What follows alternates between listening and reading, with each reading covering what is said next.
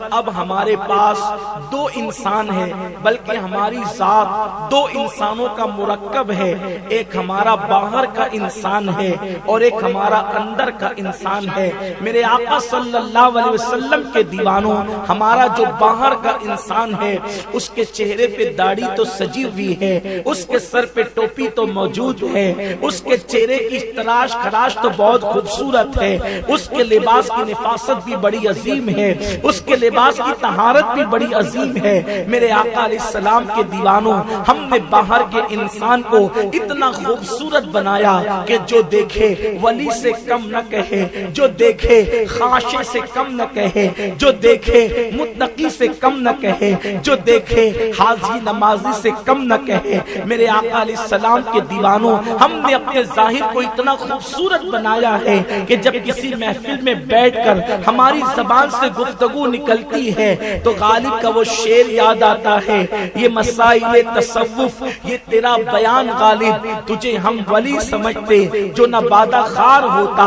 میرے آقا صلی اللہ علیہ وسلم کے دیوانوں، جب ہم اپنی محفلوں کے اندر گفتگو کرتے ہیں تو ہم ولی سے کم نظر نہیں آتے، لیکن جب ہم اپنی تنہائیوں کا جائزہ لیتے ہیں، جب ہم اپنی تنہائیوں کا جائزہ لیتے ہیں، جب ہم اپنے اکیلے پن کا جائزہ لیتے ہیں، جب ہم اپنے کمروں کا اور اپنے شبستانوں کا جائزہ لیتے ہیں تو ایسا لگتا ہے کہ ہماری جلوتیں ولی کہلوا رہی ہے اور ہماری خلوتیں شیطان کا ننگا ناچ بن چکی ہے۔ اس لیے کہ اللہ کے حبیب مصطفیٰ کریم رؤوف الرحیم صلی اللہ علیہ وآلہ وسلم نے ارشاد فرمایا، ایک دور ایسا آئے گا کہ دین کی باتیں صرف رسم و رواج کے طور پر کی جائے گی اور اس پر عمل نہیں کیا جائے گا۔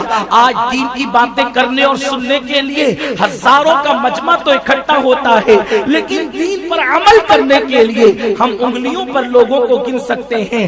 یاد رکھیں، دنیا بھر کے اندر اسلام اور مسلمانوں کے خلاف جو پروپیگنڈا ہو رہا ہے اور مسلمان جو زوال پذیر ہو رہے ہیں، شاید اس کا ادراک ہم لوگوں سے زیادہ آپ کو ہو، اس لیے کہ نیوز چینلوں سے زیادہ تعلق آپ کا ہے، انٹرنیٹ سے زیادہ تعلق آپ کا ہے، فیس بک سے زیادہ تعلق آپ کا ہے۔ میں آج کے سنی اجتماع میں مختصر سی دعوت فکر دے کر رخصت ہونا چاہتا ہوں۔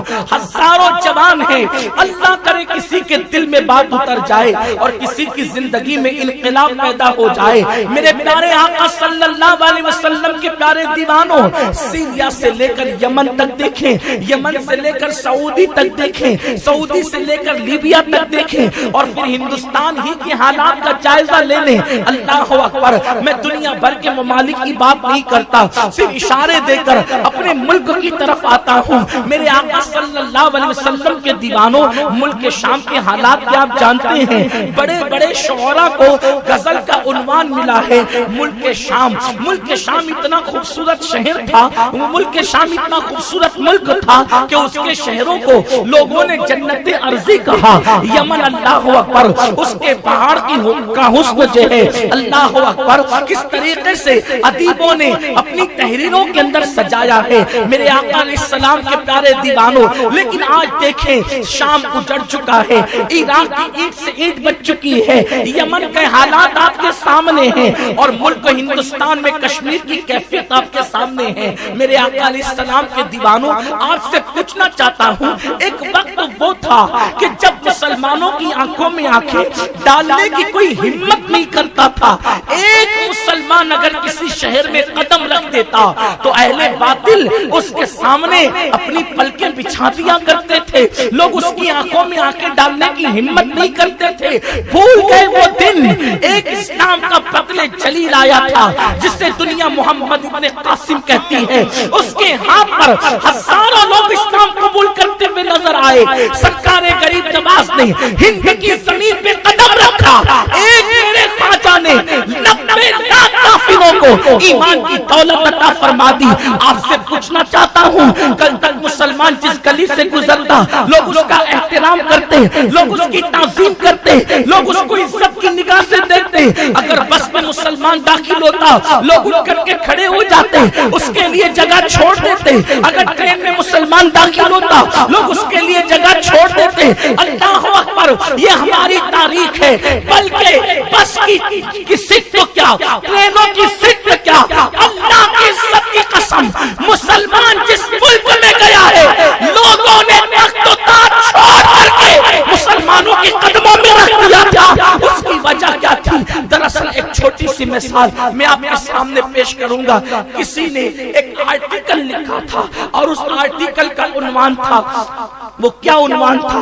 میں اس نے تو اپنے اعتبار سے، دنیا کے اعتبار سے لکھا تھا، لیکن اپنے جوان کو مثال کے ذریعے سے میں دین کی طرف ان کی فکروں کو ٹرن کرنے کی کوشش کروں گا۔ دراصل ہوا یہ ہے، یہ سارے زوال کے پیچھے بات کیا ہے؟ آج ہم کہتے ہیں مسلمان نماز نہیں پڑھ رہے، میں کہتا ہوں کہ کل کے مقابلے میں مسلمان آج نماز کو زیادہ پڑھ رہے ہیں۔ کل کے مقابلے میں مسلمان درود شریف پڑھ رہے ہیں۔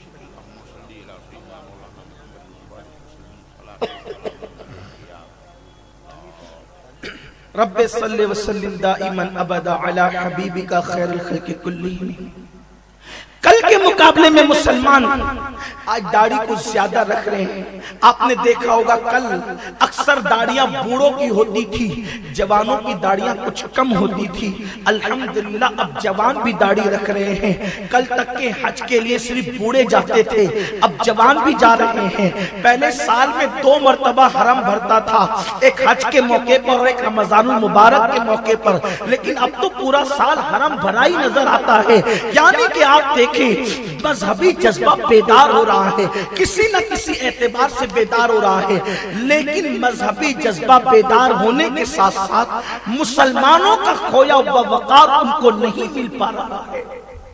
مسلمانوں کی عظمت رفتار جو ان کے ہاتھوں سے چلی گئی تھی وہ واپس نہیں مل پا رہی ہے۔ مسلمان پستی کے دلدل سے نکل کر عزت کی راہ کا مسافر نہیں بن پا رہا ہے۔ اس کی وجہ کیا ہے؟ آج ہمیں بہت غور کرنا ہوگا، دل کے کانوں سے آنے والی گفتگو کو سنیں۔ ایک آرٹیکل لکھنے والے نے لکھا تھا اور بات اس کی یہ تھی کہ ایک شہر، بہت بڑے شہر کے اندر فٹ بال کا جو ہے وہ ایک گیم ہو رہا تھا، ایک کھیل ہو رہا تھا۔ فٹ بال آپ جانتے ہیں کہ پیروں سے جو ہے ایک گیند کو مارا جاتا ہے، 2 ٹیم ہوتی ہے جو آمنے سامنے ہوتی ہے اور وہ گیند کو اپنے پیروں سے مارتی ہے۔ اللہ اکبر، ایک بہت بڑے شہر میں فٹ بال کے حوالے سے گیم کا انعقاد تھا۔ ایک دیہاتی بندہ اچانک اس میدان میں چلتے ہوئے پہنچ گیا، لوگوں کی بھیڑ دیکھی، لوگوں کی دلچسپی دیکھی، تو دلچسپی دیکھنے کے بعد اس شخص نے اپنے آپ کو وہاں روکا۔ اس کی حیرت کی انتہا نہ رہی، اتنا خوبصورت گیند ہے، اتنا حسین و جمیل گیند ہے جس کو دیکھ کر کے دل بے قابو ہو جاتا ہے، لیکن اتنے حسین و خوبصورت گیند کو لوگ اپنے پیروں سے مار رہے ہیں، سب کے سب مل کر پیروں سے مار رہے ہیں۔ وہ حیران تھا آخر اس گیند کا قصور کیا ہے، اس گیند نے کیا قصور کیا ہے کہ پوری ٹیم کے ٹیم مل کر کے اس کو مارتی ہے۔ اور پھر بات یہ ہے کہ جو جتنی زور سے مارتا ہے لوگ اس پر تالیاں بجا بجا کر اس کو داد بھی دیتے ہیں، ہاتھ ہلا ہلا کر کے اس کو داد بھی دیتے ہیں۔ حالانکہ ہونا تو یہ چاہیے کہ کسی کو مارا جا رہا ہے تو لوگوں کو داد دینے کی بجائے احتجاج کرنا چاہیے، لوگوں کو خوش ہونے کی بجائے غمگین ہونا چاہیے۔ اللہ اکبر، وہ دیہاتی تھا، وہ اپنے اعتبار سے سوچنے لگا، فکر اور خیالات میں وہ ڈوب گیا۔ ایسے میں ایک مفکر نے اس کے چہرے کی اتار چڑھاؤ کو پڑھا، اس لیے کہ دنیا میں کچھ لوگ ایسے ہوتے ہیں کہ جو کتابیں کم پڑھتے ہیں چہرے زیادہ پڑھتے ہیں۔ اللہ اکبر، کسی مفکر نے اس کا چہرہ پڑھا اور چہرہ پڑھنے کے بعد اس جوان کو کہا کہ بھائی کیا بات ہے، تم اتنی فکر میں کیسے ڈوبے ہوئے ہو، تمہارے فکر میں ڈوبنے کی وجہ کیا ہے؟ تو اس جوان نے کہا بابا یہ فلسفہ مجھے سمجھ میں نہیں آتا کہ اس گیند کو لوگ مارتے کیوں ہیں، اس کا قصور کیا ہے، اس نے کیا قصور کیا ہے؟ تو اس وقت اللہ اکبر اس جوان کو عقل کے مطابق اس مفکر نے جو بات سمجھائی وہ یہ ہے، اللہ اکبر، اس جوان نے کہا لوگ پتھر کو نہیں مارتے، لوگ اینٹ کو نہیں مارتے، حالانکہ اس سے کم قیمت کے ہے وہ، لیکن یہ کتنا قیمتی ہے، اتنا خوبصورت ہے، اور پھر جب لوگ اس کو جتنا مارتے ہیں لوگ اتنی داد دیتے ہیں، اس کا قصور کیا ہے؟ تو اس مفکر نے کہا تھا بیٹے کان کھول کر سن لے، اور میں اپنے جوانوں سے کہتا ہوں تم بھی کان کھول کر کے سن لو۔ کہا گیا تھا، اس مفکر نے کہا تھا یہ گیند بڑا خوبصورت ہے، لیکن تو پوچھتا ہے کہ اس کا قصور کیا ہے؟ تو اس کا قصور یہ ہے کہ یہ اوپر سے تو خوبصورت ہے، یہ باہر سے تو خوبصورت ہے، مگر اندر سے خالی ہو گیا ہے، اس لیے اس کو پیروں سے مارا جا رہا ہے، اور مارنے کے بعد مارنے والوں کا کوئی پیر اور ہاتھ نہیں پکڑتا، بلکہ داد دی جاتی ہے، تالیاں بجائی جاتی ہے، بلا تمثیل بلا تمثیل۔ اگر ایک گیند اوپر سے خوبصورت ہو جائے اور اندر سے خالی ہو جائے تو لوگ اس کو ٹھوکروں سے مارتے ہیں اور دنیا مارنے والوں کو داد دیتی ہے۔ آج بھی مسلمان داڑھی کے اعتبار سے، ٹوپی کے اعتبار سے، لباس کے اعتبار سے، مسجد کے خدمت و مینار کے اعتبار سے، زبان و بیان کے اعتبار سے اوپر سے تو خوبصورت ہے، لیکن اندر سے خالی ہو گیا ہے، اندر خوف خدا نہیں، اندر عشق مصطفیٰ نہیں، اسی لیے دنیا میں تمہیں کاٹا جا رہا ہے، تمہیں مارا جا رہا ہے، تمہیں تباہ کیا جا رہا ہے، تمہاری بستیوں کو آگ لگائی جا رہی ہے، تمہاری بیٹیوں کی آبرو سے ہولی کھیلی جا رہی ہے، تمہاری آبادیوں کو ویرانیوں میں تبدیل کیا جا رہا ہے۔ کیوں؟ اس لیے کہ تم اندر سے خالی ہو گئے، اندر بھرا ہوا نہیں ہے۔ میرے آقا نے فرمایا التقویٰ ہاں ہونا، اللہ کے رسول نے فرمایا التقویٰ ہاں ہونا، تقویٰ یہاں ہے۔ اللہ کے رسول نے فرمایا تقویٰ یہاں ہے۔ آج اپنے جیسا انسان دیکھ رہا ہو تو ہم گناہ نہیں کرتے، اپنے جیسا انسان دیکھ رہا ہو تو ہم گناہ نہیں کرتے، اور تنہائیوں کے اندر شیطان کے ہاتھوں کی کٹ پتلی بن جاتے ہیں۔ کیوں؟ جو اپنے جیسے انسان کے خوف سے گناہ چھوڑ دے اور اللہ کے خوف سے گناہ نہ چھوڑے، سرکار غوث پاک نے فرمایا وہ زندیق ہے، زندیق۔ کیوں؟ اس لیے کہ آپ نے اپنے جیسے انسان کے خوف سے گناہ چھوڑ دیا، اور اللہ دیکھ رہے تو گناہ کرتے ہو۔ اگر دیوار پر یا کسی تختی پہ لکھا ہوا ہم دیکھ لیں کہ آپ سی ٹی وی کیمرے کی زد میں ہیں، ہم فوراً آستین سیدھی کرتے ہیں۔ پان کھایا ہے تو کسی زینے پہ تھوکتے نہیں ہیں، گٹکا کھایا ہے تو کہیں تھوکتے نہیں ہیں۔ کیوں؟ سگریٹ ہاتھ میں ہوتی تو جلدی سے بجھا دیتے ہیں، کسی پر ادھر ادھر چکر مکر نہیں دیکھتے، بہت سنبھل سنبھل کے چلتے ہیں۔ کیوں؟ یہی نہ کہ تم سی ٹی وی کیمرے کی زد میں ہو، اگر تم نے کوئی غلط حرکت کی تو کیمرہ اسے کیچ کر لے گا۔ حیرت ہے، کیمرہ کیچ کر لے گا تو اپنے جیسا انسان دیکھے گا اور ہم اس کی نظروں سے گر جائیں گے۔ اسی لیے نا انسان محتاط ہو جاتا ہے۔ او نادان انسان، اپنے جیسا انسان سی ٹی وی کیمرے میں تیری حرکتوں کو قید کر رہا ہے تو تو اتنا محتاط ہو جاتا ہے۔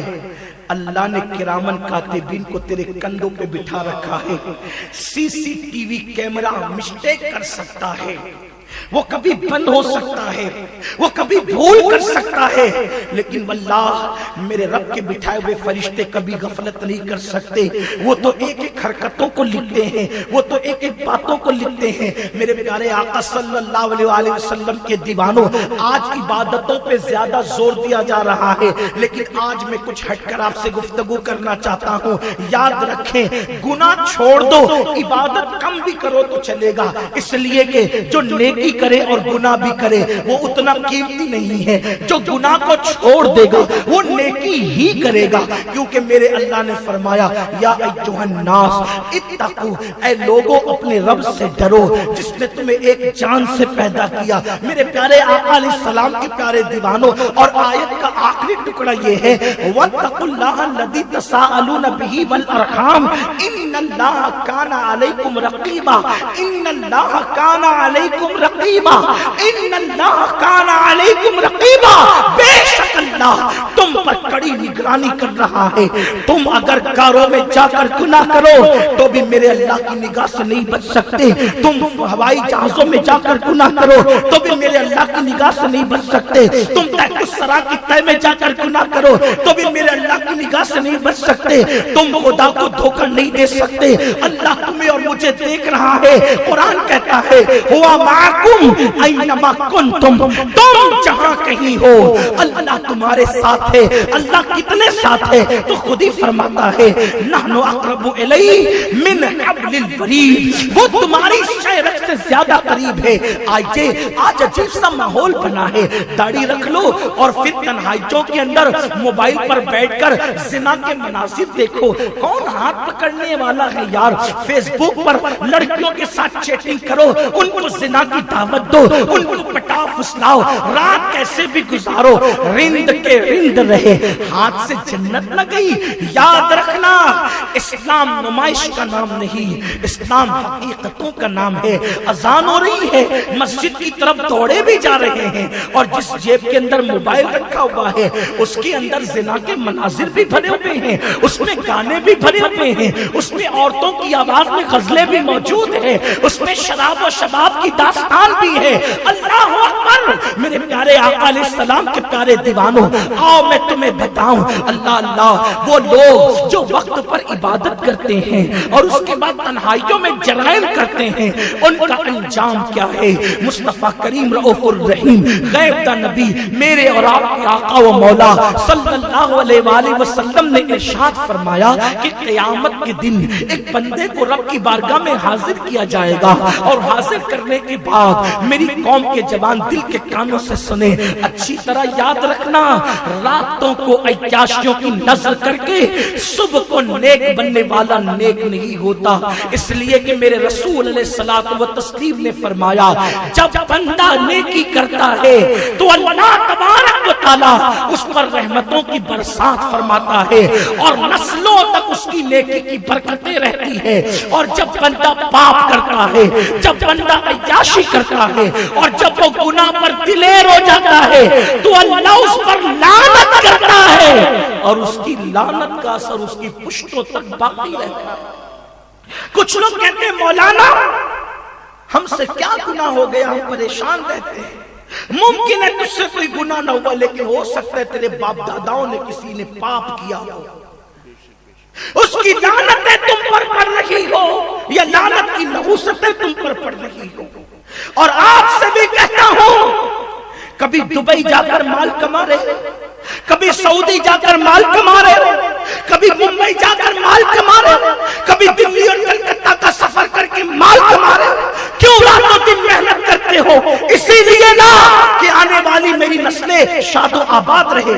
سن لو, کوئی ضروری نہیں ہے کہ کمائے ہوئے مال پر تمہاری نسلیں شاد و آباد رہے گی. اگر اپنی نسلوں کو سکون و اطمینان کی سانس دیتے ہوئے دیکھنا چاہتے ہو تو اپنے دامن کو گناہوں سے داغدار مت کرو. تم نیکی کرو گے, تمہاری نیکی کی برکتیں تم کو بھی ملے گی, تمہاری نسلوں کو بھی ملے گی.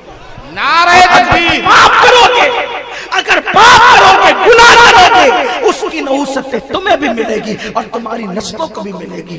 کیا تم اپنی اولاد کا بھلا نہیں جانتے؟ کیا تم اپنی اولاد کا بھلا نہیں چاہتے؟ کیوں جاتے ہو شراب کی اڈوں کی طرف؟ کیوں جاتے ہو زنا کی اڈوں کی طرف؟ کیوں جاتے ہو ناجائز تعلقات کی طرف؟ کیوں جاتے ہو گالی اور غزلوں کی طرف؟ کیوں جاتے ہو رشوت کی طرف؟ کیوں جاتے ہو سود کی طرف؟ کیوں کسی کی بہن بیٹی پر غلط نظر اٹھاتے ہو؟ نماز کے وقت گھر میں بیٹھ کر کیوں ٹائم پاس کرتے ہو؟ آؤ آؤ میرے آقا علیہ السلام کے دیوانوں, کم سے کم نہیں کسی سے پیار کرتے, اپنی آنے والی نسلوں سے تو پیار کر لو. اس لیے کہ دولت کے بل پر کوئی بندہ نرم گدا تو خرید سکتا ہے, دولت کے بل بوتے پر انسان انسان نرم نرم گدے تو خرید سکتا ہے، لیکن دولت کے بلبوتے پر انسان سکون کی نیند نہیں خرید سکتا، اس لیے کہ سکون کی نیند دولت کے بلبوتے پر نہیں بلکہ اللہ کی اطاعت کی وجہ سے آتی ہے، رب کے فضل و کرم سے آتی ہے۔ آؤ میرے آقا علیہ السلام کے دیوانوں، دل کے کانوں سے اپنے آقا کے فرمان کا مفہوم سنو اور لرز جاؤ۔ اللہ اکبر، ہم تو مطمئن ہے یار میں 5 وقت کی نماز پڑھتا ہوں، الحمدللہ حج بھی کر لیا ہے، الحمدللہ چہرے پہ داڑھی بھی ہے، الحمدللہ زکات بھی دے رہا ہوں۔ آؤ میرے بھائیوں، کس بلا کی میں سے ہے سرشار ہم، دن ڈھلا ہوتے نہیں ہوشیار ہم۔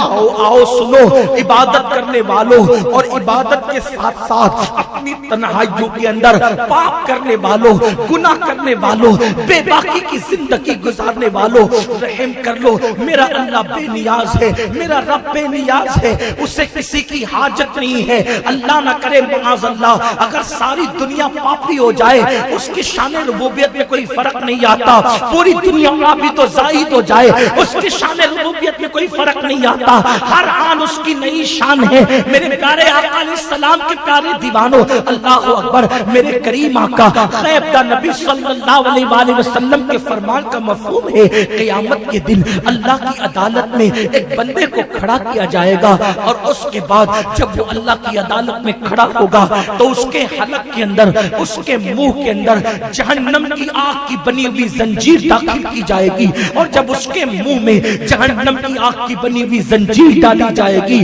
تو وہ چلائے گا، وہ چیخے گا، یہاں تک کہ روایت میں آتا ہے حلق سے وہ زنجیر نکل کر اس کے سینے پر جائے گی، اور سینے کے اندر سے گزرتے ہوئے پیٹ میں، اور پیٹ سے گزرتے ہوئے پاخانے کے مقام سے نکل جائے گی۔ تھوڑا سا ذرا تصور کرو، تھوڑا سا ذرا خیال کرو، یہ کہانی قصہ نہیں، یہ کسی مولوی کی بات نہیں کہ مذاق اڑا سکو، یہ کسی لیڈر کی بات نہیں کہ اس میں تعویلات کر سکو، یہ اللہ کے حبیب کا فرمان ہے، اس کی زبان سے نکلے ہوئے الفاظ ہیں جو اپنی طبیعت سے کبھی بات کرتا ہی نہیں، بات ان کی نہیں ہوتی بلکہ زبان ان کی ہوتی ہے، کلام خداوند قدوس کا ہوتا ہے۔ اللہ اکبر، میرے کریم آقا فرما رہے ہیں کہ جہنم کی آگ کی بنی ہوئی زنجیر اس کے منہ میں ڈالی جائے گی، اپنی جوانی پر اترا کر راتوں کو عیاشیوں کی نظر کر دینے والے میرے جوان، تو اتنا کمزور ہے، اگر چائے کا ایک گرم گھونٹ غلطی سے تیری زبان پہ لگ جائے تو دن بھر تیری زبان جلن کرتی ہے،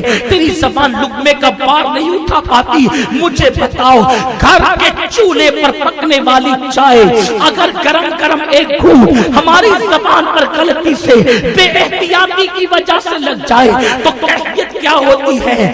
ہائے وہ جہنم کی آگ کی بنی ہوئی زنجیر، اللہ اکبر، وہ زنجیر جو جہنم کی آگ کی بنی ہے، میرے سرکار نے فرمایا، میرے آقا نے فرمایا، دنیا کی جو آگ ہے وہ کیا ہے؟ جہنم کی آگ کو 70 مرتبہ رحمت کے پانی سے دھویا گیا ہے، تب کہیں جا کر تمہاری دنیا کی آگ بنی ہے۔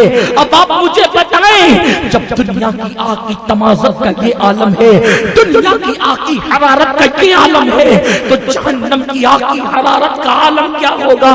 اللہ اللہ، میرے کریم آقا غیب کا نبی صلی اللہ علیہ وآلہ وسلم فرماتے ہیں کہ اس کے حلق میں وہ زنجیر ڈالی جائے گی، وہ بندہ کہے گا، اے فرشتوں کیا میں نماز نہیں پڑھتا تھا؟ اے فرشتوں کیا میں روزے نہیں رکھتا تھا؟ اے فرشتوں کیا میں زکات ادا نہیں کرتا تھا؟ اے فرشتوں کیا میں نے حج نہیں پڑھے تھے؟ اے فرشتوں کیا میں نے بار بار عمرے نہیں کیے تھے؟ وہ کون سے نیکی ہے فرشتوں جس کو میں نے ترک کیا تھا؟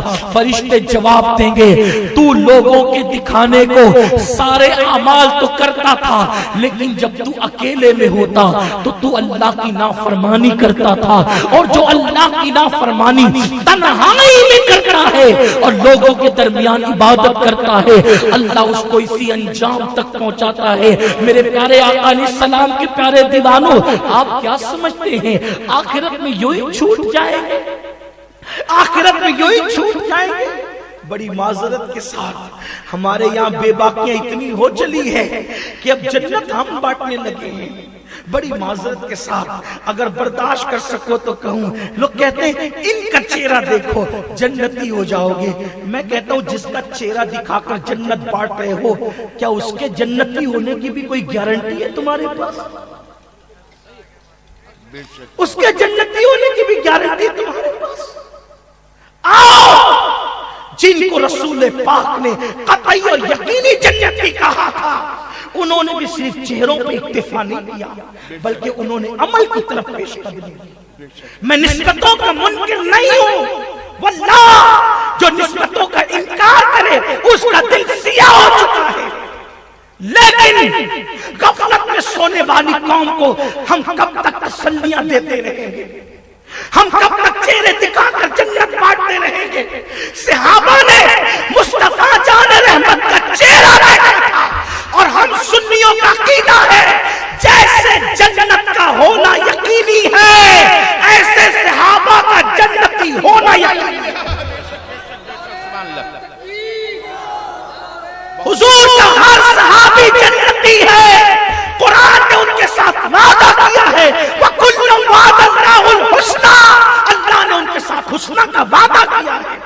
لیکن ایک صحابی بتا دو جو عمل سے پیچھے رہ کر کسی اور چیز پر ناز کرتا ہو۔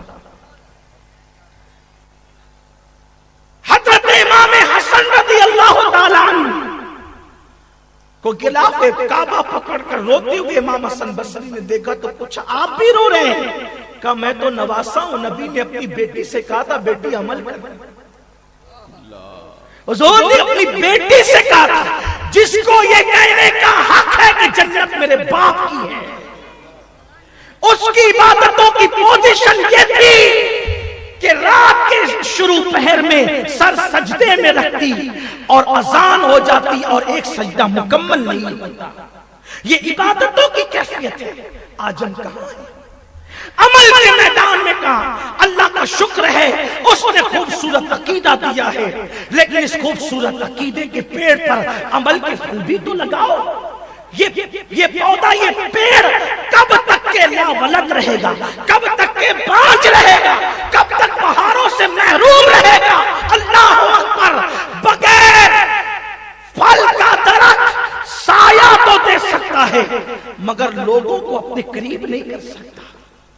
لوگوں کو اپنے پھل جب تک نہیں دے گا لوگ اللہ اکبر اس کے قریب نہیں۔ نیم کے پیڑ کے قریب تو بچے بھی نہیں جاتے، اور آم کے پیڑ کے قریب جو ہے بوڑھا بچہ سبھی آتا ہے کیونکہ وہاں پھل لگے ہوتے ہیں۔ صحابہ جنتی ہیں یقینی اور قطعی طور پر، لیکن ان کے دل میں جو اللہ کا ڈر تھا کیسا تھا پتہ ہے آپ کو؟ اللہ کا خوف کتنا تھا؟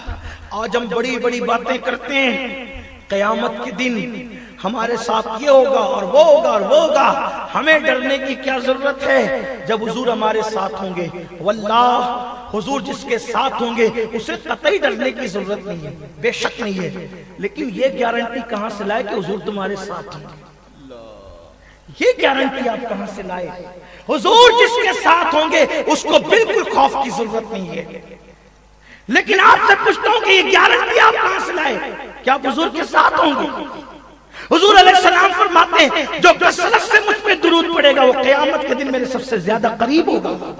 ہمیں تو گالیوں سے فرصت نہیں ہے، ہمیں تو غیبت سے فرصت نہیں ہے، ہمیں تو گانوں سے فرصت نہیں ہے۔ کتنی بار درود پڑھتے ہو؟ اتنی بڑی محفل میں بیٹھے ہو، محفل کا حق یہ ہے، محفل کے آداب یہ ہے کہ جب جب حضور کا نام آئے تب تب حضور پہ درود پڑھنا چاہیے۔ میرے علماء موجود ہے، یہ میرے اساتذہ کی حیثیت رکھتے ہیں، میں ان کے سامنے طفل مکتب بھی نہیں، لیکن ایک چپتی ہوئی بات بڑی معذرت کے ساتھ کہہ دوں، آج ہم اس قدر غافل ہو گئے، نبی پاک کا نام آتا ہے تو روا روی میں سب گزر جاتے ہیں، اور پیر کا نام آتا ہے تو سارا مجمع بیدار ہو جاتا ہے۔ میں آپ سے پوچھتا ہوں، میں بھی پیر رکھتا ہوں، آپ بھی رکھتے ہیں، سارے پیر اور مشائخ قابل احترام ہیں، لیکن حضور کا نام آیا تو محفل میں سناٹا، کوئی محفل گرم نہیں ہوئی۔ پیر کا نام آیا تو ہاتھ اٹھنے لگے۔ پیر تو نبی تک پہنچانے کے لیے، پیر تو نبی تک پہنچانے کے لیے، اس کا کام اپنے تک روکنا نہیں تھا، نبی تک پہنچانے کے لیے تھا۔ سچا سچا پیر وہی ہے جو نبی کے عشق میں تمہیں فنا کر دے، جو نبی کی دہلیز تک نہ پہنچا سکے، وہ کتنا ہی بڑا ہو وہ سچا پیر نہیں ہو سکتا۔ تمہیں کیا تعلیم ملی ہے؟ کس تعلیم میں تم ہو؟ سب کی نسبت رسول اللہ کی نسبت میں فنا ہے۔ غوث پاک جیلانی ہونے کی وجہ سے افضل نہیں ہے، مصطفیٰ کی غلامی کی وجہ سے افضل ہے۔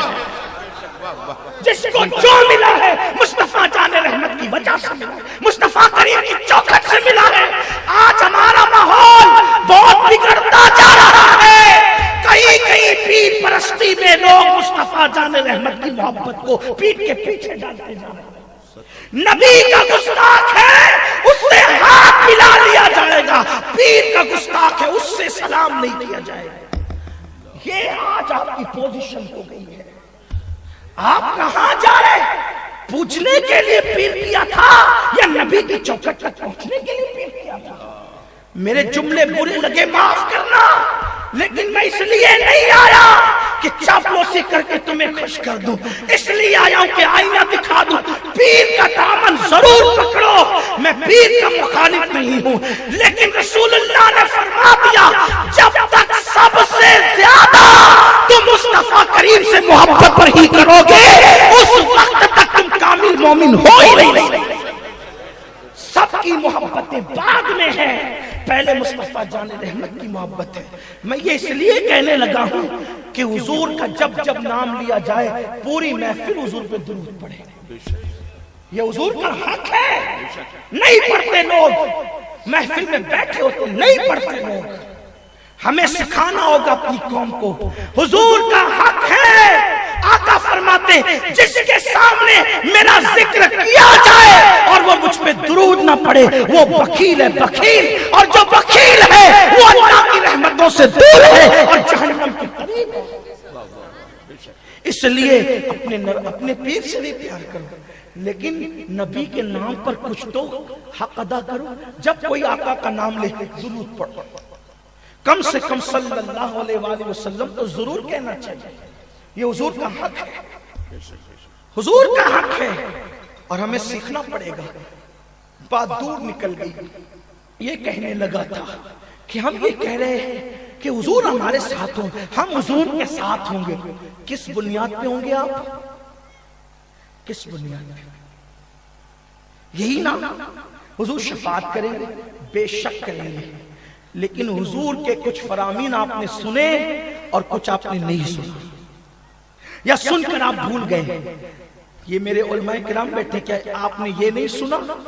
اللہ کے رسول علیہ السلام فرماتے جس نے ایک وقت کی نماز جان بوجھ کے ترک کر دی، قیامت کے دن اس کے ساتھ میرا کوئی وعدہ نہیں ہے۔ آپ مجھ سے میں پوچھنا چاہتا ہوں، حضور فرماتے ہیں وہ میرے ذمے سے باہر ہے جس نے ایک وقت کی نماز جان بوجھ کے ترک کی، ایک وقت کی نماز جان بوجھ کے ترک کی، وہ میرے ذمے سے باہر ہے، قیامت کے دن اس کے ساتھ میرا کوئی وعدہ نہیں ہے۔ روزانہ فجر کی نماز جو بستروں میں ہم ترک کرتے ہیں، ہمارے ماتھے پر کبھی بل بھی نہیں آتا۔ کرکٹ کے لیے تو ہم نے دکانیں بند کی ہے، کیا کبھی نماز کے لیے بھی دکان بند کی ہے؟ دوستوں کی شادی کے لیے بھی ہم نے دکان بند کی ہے، کیا کبھی ہم نے اللہ کی عبادت کے لیے بھی دکان بند کی ہے؟ کتنا افسوس ہے نا، جو نماز جنت کی کنجی ہے، جو نماز رسول پاک کی آنکھوں کی ٹھنڈک ہے، جو نماز معراج المومنین ہے، جو نماز افضل العبادات ہے، وہ نماز اگر چھوٹ جائے اطاعت مصطفیٰ میں، چھوٹ جائے اطاعت مصطفیٰ میں، تو علی کی آنکھوں میں آنسو آتے ہیں۔ مولا کائنات نے حضور کو اپنے زانوں پہ لے رکھا ہے، مشہور سی بات ہے، میں اس کی تکرار نہیں کرنا چاہتا۔ مولا کائنات نے اپنے زانوں پہ حضور کا سر رکھے ہوئے ہیں، اسی حالت میں اثر چھوٹ گئی، بولو اس کے صدمے سے مولا علی روئے کہ نہیں روئے؟ اطاعت نبی میں نماز گئی تو علی کی آنکھوں میں آنسو آ گئے، موبائل کھیلتے ہوئے نماز گئی تو کیا کبھی ہماری آنکھوں میں آنسو آئے کہ نماز چلی گئی؟ صحابہ کہتے اللہ اکبر، اگر کسی کی نماز چھوٹ جاتی تو دور رسالت میں وہ اتنا روتا اتنا روتا اتنا روتا کہ جیسے بچے کے مرنے پر کوئی باپ روتا ہے، ایسے نماز کے چھوٹنے پہ صحابہ روتے تھے، اور جیسے مرنے والے کی موت پر اس کے رشتہ داروں سے تعزیت کی جاتی ہے، ویسے نماز چھوٹنے والوں کی تعزیت کی جاتی تھی۔ یہ صورتحال تھی۔ عرض یہ کرنے چلا تھا کہ صحابہ کے دل میں اللہ کا خوف کتنا تھا، اللہ کی خشیت کتنی تھی۔ آج خوف اور خشیت کی باتیں ہم سننا نہیں چاہتے۔ ارے مولانا چھوڑو، اللہ کریم ہے، بخش دے گا۔ میں تم سے پوچھنا چاہتا ہوں، اس کی شان کریمی یاد ہے؟ اس کی شان قہاری و جباری یاد نہیں؟ وہ قہار و جبار بھی تو ہے، اللہ اکبر، وہ غیرت والا بھی تو ہے۔ اس لیے یاد رکھنا، شان رحیمی پر بھروسہ کر کے اس کی شان قہاری و جباری کو فراموش مت کر دینا۔ وہ جبار بھی ہے، وہ قہار بھی ہے، وہ ستار و غفار بھی ہے، اللہ اکبر۔ تو عرض یہ کر رہا تھا، ایک مرتبہ سیدنا فاروق اعظم رضی اللہ تعالیٰ عنہ حضرت کعب احبار کو بلاتے ہیں اور کعب سے کہتے ہیں، اے کعب ذرا میرے پاس آؤ اور مجھے بیٹھ کر کے ایسی باتیں سناؤ جس کی وجہ سے میرے دل میں اللہ کا خوف زیادہ ہو، خدا کی خشیت زیادہ ہو، اللہ کا خوف میرے دل میں زیادہ ہو جائے۔ حالانکہ فاروق اعظم پہلے ہی اللہ سے اتنا ڈرتے ہیں، اللہ سے اتنا خوف کرتے ہیں۔ سیدنا فاروق اعظم کہ ان کی آنکھوں کے قریب جو گال ہے نا، وہ گال پر آنسوؤں کے نشان پڑ گئے تھے۔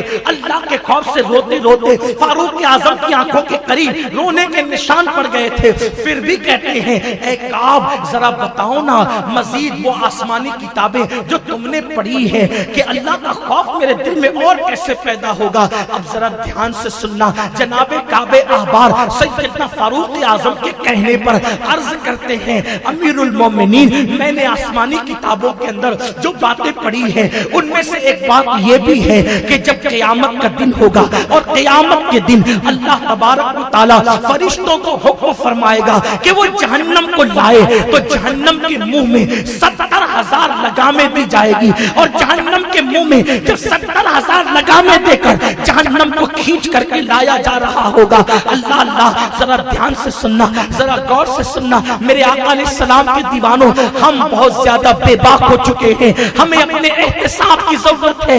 کعب احبار کہتے ہیں کہ جب جہنم کے منہ میں 70,000 لگامیں دے کر جہنم کو لایا جائے گا تو اس وقت اس کے شرارے اٹھتا ہوا دیکھ کر کے اللہ کے انبیاء جناب ابراہیم خلیل اللہ کی کیفیت یہ ہوگی کہ ابراہیم خلیل اللہ اپنے گھٹنوں کو زمین پہ ٹیک کر عرض کریں گے، اے اللہ آج ابراہیم جس کو تو نے اپنا خلیل بنایا وہ کسی کے لیے کچھ نہیں مانگتا، میرے اللہ آج ابراہیم اپنے لیے امان مانگتا ہے، مولا تو ابراہیم کو امان دے دے۔ حضرت موسیٰ کلیم اللہ کہیں گے، اے اللہ آج میں کسی کے لیے کچھ نہیں مانگتا، میرے اللہ آج موسیٰ اپنے لیے امان مانگتا ہے، مولا تو مجھے دور پہ بلا بلا کر مجھ سے پیار بھری باتیں کرتا تھا، مولا آج اسی کلیمی کی شان عطا کرنے کا واسطہ مولا آج موسیٰ کو تو اپنی امان دے دے۔ موسیٰ کسی کے لیے کچھ نہیں مانگتا، جناب عیسیٰ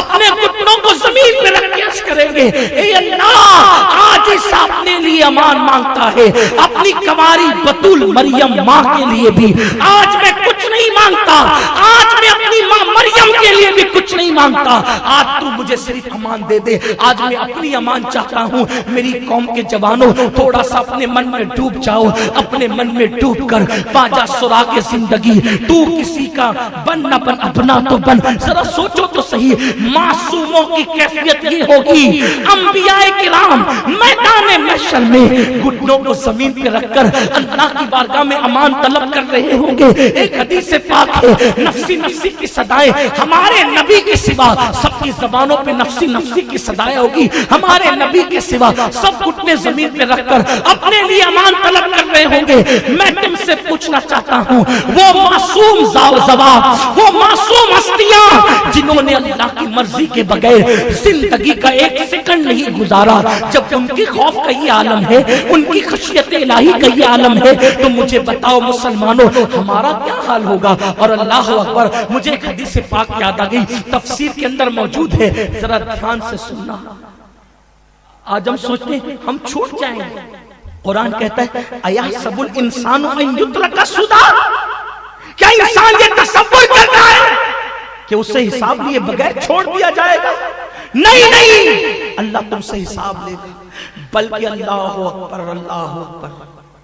قیامت کے دن کے بارے میں حدیث پاک ہے، اس کا مفہوم ہے کہ اللہ اپنے ایک نبی سے سوال کرے گا، اپنے ایک نبی سے سوال کرے گا۔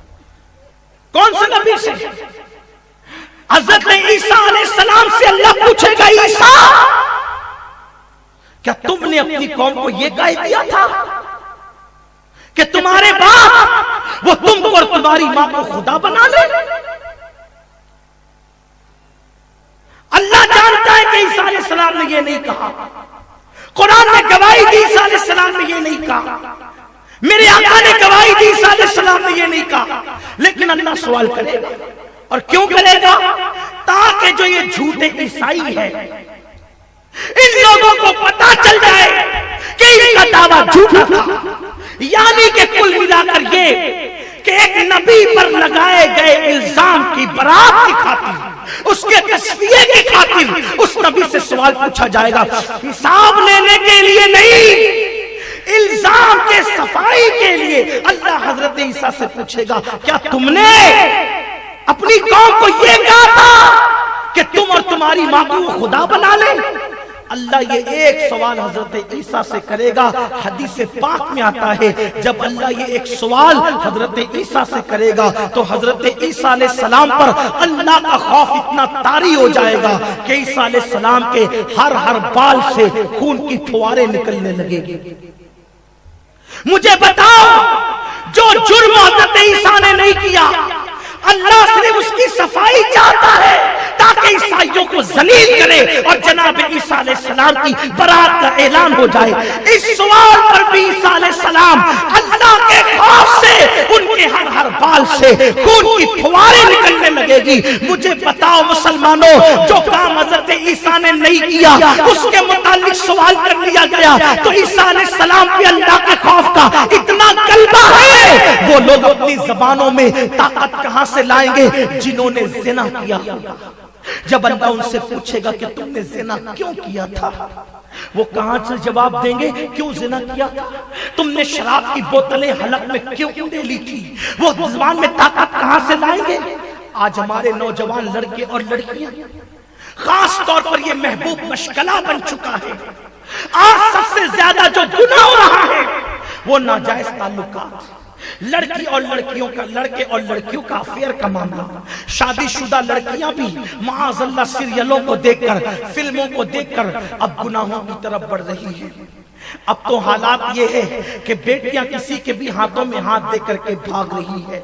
ماں باپ اسلامی تربیت نہیں کرتے، ماں باپ دین نہیں سکھاتے، ماں باپ صبر نہیں سکھاتے، ماں باپ تقوی نہیں سکھاتے، ماں باپ پرہیزگاری نہیں سکھاتے، بلکہ حالات یہ ہیں کہ بیٹی کو بازو میں بٹھا کر زنا کا منظر دیکھا جاتا ہے، بیٹی بھاگے گی نہیں۔ بیٹے کو گود میں لے کر زنا کا منظر دیکھا جاتا ہے، بیٹا کسی کی عصمت کو تار تار نہیں کرے گا۔ کیا حال ہے، کیا کیفیت ہے؟ آج یہ گناہ بڑی تیزی کے ساتھ عام ہو رہا ہے۔ اپنی گفتگو سمیٹتے ہوئے عرض کروں، کچھ نوجوان ایسے بھی ہیں جب کوئی دوست گناہ کرنے کے لیے جاتا ہے، کسی لڑکی سے ناجائز تعلقات قائم کرنے کے لیے، تو وہ دوست اس کو منع کرنے کی بجائے اس کا سپورٹ کرتا ہے۔ ہنسنے کی بات نہیں، مسکرانے کی، دل کا درد ہے، اس کا سپورٹ کرتا ہے اور کہتا ہے کہ یار وہ دوست کیا جو اپنے دوست کی مدد نہ کرے۔ اللہ کے رسول صلی اللہ علیہ وآلہ وسلم نے فرمایا، سنو، سچے دوست کی پہچان یہ ہے جب تو گناہ کرے تو وہ تجھے گناہ سے روک دے، جب تو خدا کو بھولے تو وہ تجھے خدا کی یاد دلا دے۔ یہ کیا دوستی ہے؟ اور یاد رکھنا، اگر تم نے کسی کو گناہ پر مدد کی، اگر کسی کی مدد کی گناہ پر، قرآن کہتا ہے وَلَا تَعَاوَنُوا عَلَى الْإِثْمِ وَالْعُدْوَانِ، گناہ پر اور برائی پر ایک دوسرے کی مدد مت کرو۔ کیوں مدد کرتے ہو؟ اور سن لو، اگر تم نے کسی کی بیٹی کی آبرو ریزی کے لیے اپنے دوست کی مدد کی تو تمہارے شیشے کے گھر بھی محفوظ نہیں رہ جائیں گے۔